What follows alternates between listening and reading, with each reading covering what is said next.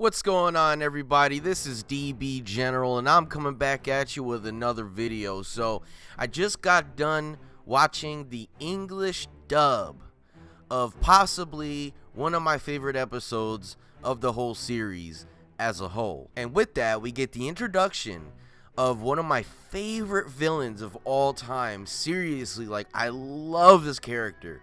We got Black Goku. And the reveal in this English dub was just as special. Well, maybe not just as special, but it felt just as sick and just badass as when we first saw it back early in 2015. I believe it was middle of 2015, beginning of 2016. I forget the exact date on that, but I remember when this saga first came out, and it's so nice to now be able to watch it in English, so I don't have to put the subtitles on and try to come up in my head of how these people are talking to each other, if they're being sarcastic, are they joking. I mean, it's a lot easier to tell now, now that I've been watching the whole series in Japanese, which I previously, before Dragon Ball Super, I've watched a few episodes of Dragon Ball and Dragon Ball Z in Japanese, but not the whole series, through. But Super, so far, I've been watching it subtitled, and now I got a grasp of, if people are being sarcastic, if they're being funny, what they're exactly trying to say, how the subtitles may be a little bit misleading sometimes because they're trying to cater to a Western audience, and how to interpret that. I've gotten a lot better with that over my 124 episodes now that I've been watching Dragon Ball Super. So going back and seeing this episode again in English was awesome. This episode, Bulma died. All right, spoilers. If you, you gotta have seen this by now. Come on. Right in the first 5 minutes, Bulma is gone. Bulma dies, giving the blue liquid, which is they call it the energy for or fuel for the time machine that they need to go 17 years in the past to our timeline. In Universe 7, of course. Seeing that again and seeing Trunks react to Mai going down, which we all know that, spoiler, Mai is not really dead.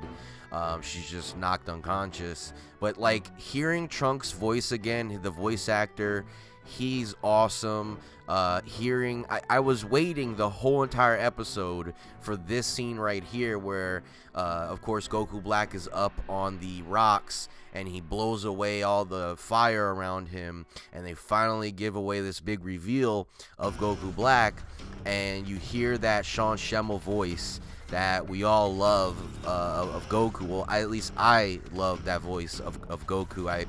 I think I'm starting to prefer Nozawa's Goku just because it's the original, and I've gotten so used to it watching Dragon Ball Super in Japanese. But Sean Schemmel is the voice that I grew up on watching, Dragon Ball Z and everything like that when it was on Toonami and stuff. I know the Ocean dub did it a little bit differently, but then when I really got into it when Funimation took over and Sean Schemmel and Christopher Sabat and all these different people, which I think Brian Drummond was in the Patafu arc, and he played Purple Vegeta, or alternate Vegeta, the superhuman water Vegeta. So that was really cool. Of course, it's fan service.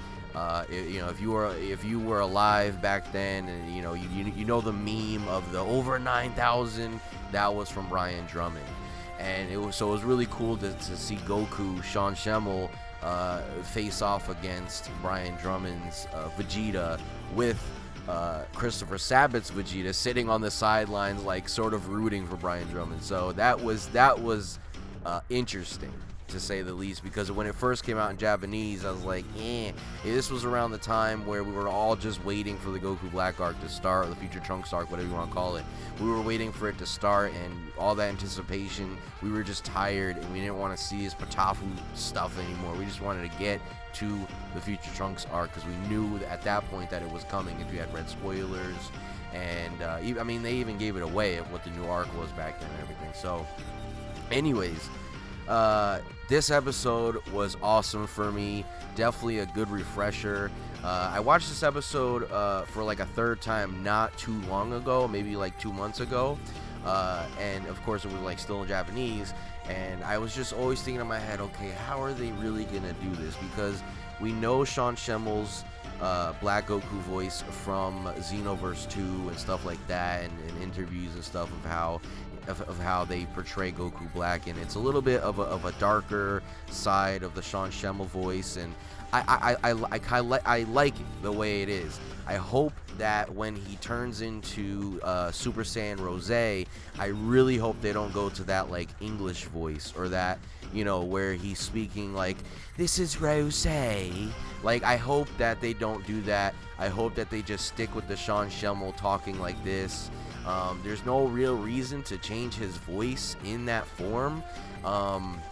You know, they didn't do it in the Japanese sub. They didn't do it in that, so why do it in the English dub? I don't know. Hopefully they don't.